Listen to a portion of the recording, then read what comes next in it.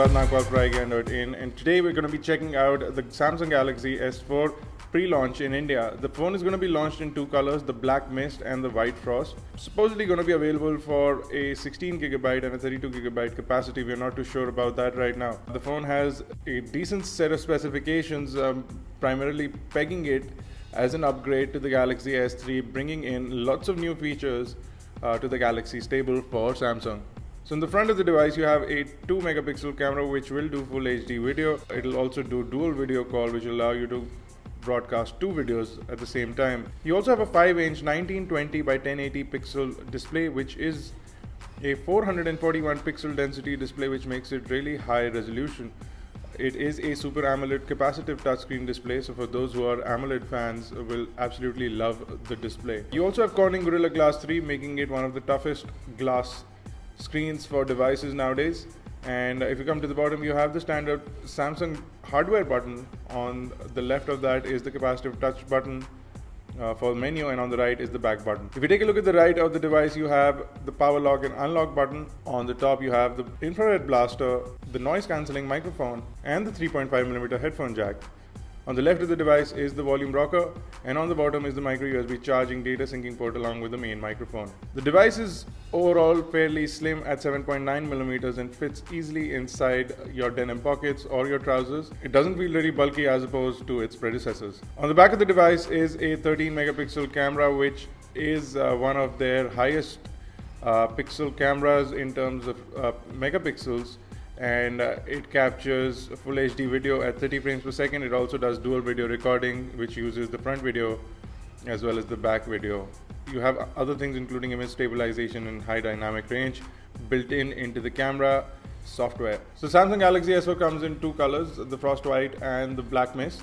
And you can see that Black Mist is slightly shinier, and you can see the texture of the back panel in the Black Mist color, which is slightly grayish versus the Frost White, which does not show the texture as well. If we pop up on the back panel of the Galaxy S4, you will notice that you have a SIM card slot, which is a micro SIM card slot, and you have a micro SD card slot, which accepts up to 64GB micro SD cards. If you pop up on the battery, you'll see a 2600 milliamp hour battery for the device. Should be enough to power this mammoth device. Let's quickly take a look at the interface. You'll see a new style of lock screen for the S4 versus their previous designs, but you still have the TouchWiz user interface, which was seen on previous model of Samsung devices. You also have multitasking, so these features have been preloaded onto the device. You can take a look at the notification panel and a new style of settings panel that Samsung has over here. And you can see a bunch of their control features, including smart screen, motions and gestures, accessibility, etc.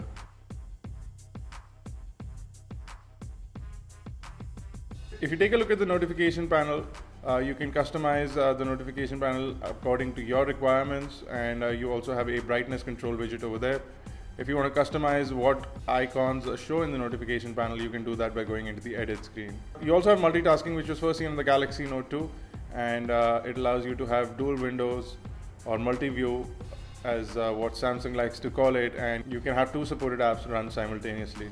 Visibility of the device outdoors seems fairly nice. However, we did notice that the phone is really glossy, so there is a lot of glare, and in sunlight it becomes a little difficult to view the screen.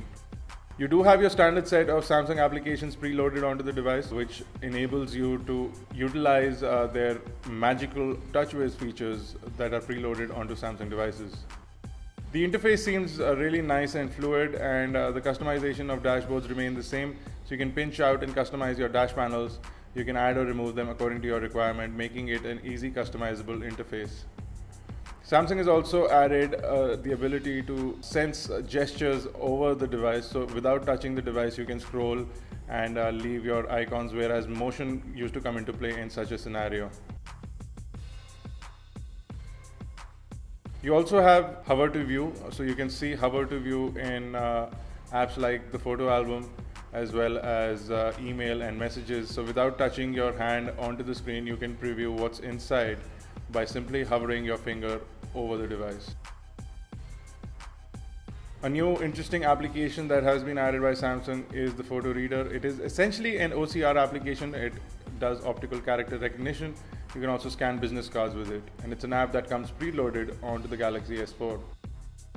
If you take a look at the camera, you can see the dual feature of the camera. We have the front camera as well as the back camera running, and if you want to take a picture, you can do that while taking a picture of yourself, so you know that you were there when this picture was clicked.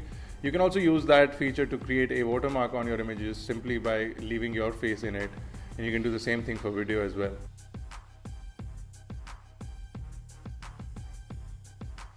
With a lot of new software-based features along with a lot of great hardware inside the device, the Samsung Galaxy S4 seems like it'll attract a lot of attention for Samsung this year. It is their flagship device and it is going to go on sale on 26th. If you have any questions or queries, you can visit iGyan.in.